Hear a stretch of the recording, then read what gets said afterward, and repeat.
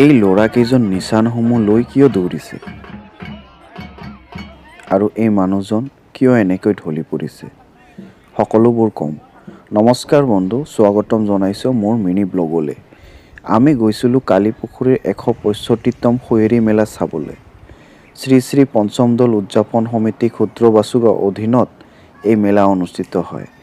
এই সুঁৱেৰী মেলাক আমি স্থানীয় ভাষাত ছোৱাৰী বুলি কওঁ। ছোৱাৰী মেলাখন ৰজা মহাৰাজাৰ দিনৰ পৰাই পাতি আহিছে। এই পৰম্পৰা আৰু সংস্কৃতি আমাৰ কোচ ৰাজবংশী সম্প্ৰদায়ৰ ৰাইজে জীয়াই ৰাখিছে। এই মেলাখনত কালিপুখুৰী অঞ্চলৰ গাঁৱৰ উপৰিও কোকৰাঝাৰ, ধুবুৰী আৰু বঙাইগাঁও জিলাৰ মানুহখিনিও আহে।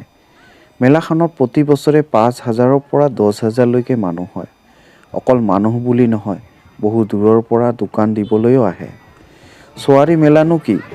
এই যে আপোনালোকে সিংহাসন দেখিছে আৰু নিচানসমূহ, আচলতে এয়া দেৱালয়ত থাকে। দেৱালয়ৰ পৰা এক নিৰ্দিষ্ট ঠাইত ওলাই আনি এই মেলাখন অনুষ্ঠিত হয়। ছোৱাৰী মেলাত যোৱাৰ আগমুহূৰ্তত নিচান ধৰা ব্যক্তিসকল বিশেষ আবিৰ মাখি দিয়ে। আবিৰ মাখি দিয়াৰ লগে লগে তেওঁলোকৰ গাত দেৱতাই লম্ভে। আৰু যদি পূজা দিওঁতে কিবা ভুল ত্ৰুটি থাকি যায়, তেতিয়া দেৱতাই নিৰ্দিষ্ট ঠাইত যোৱাত বাধা প্ৰদান কৰে। মানে যোনখন ঠাইত মেলা পাতে সেই ঠাইলৈ অহাত বাধা প্ৰদান কৰে আৰু ভুল ত্ৰুটিসমূহ আঙুলিয়াই দিয়ে। তেতিয়া দেউৰী ক্ষমা ভিক্ষা আৰু মানস অপৰাধে ক্ষান্ত হয়।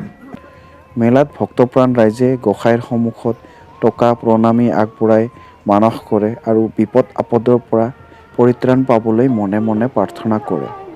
আৰু এই মেলাখন বেলি মাৰ নোযোৱালৈকে চলি থাকে। বন্ধুসকল, মোৰ এই মিনি ব্লগটো চাই কেনেকুৱা পালে? ভাল লাগিলে লাইক কমেণ্ট কৰি জনাব আৰু ভিডিঅ'টোৰ বিষয়ে যদি কিবা ফিডবেক থাকে জনাবলৈ নাপাহৰিব। Bye bye.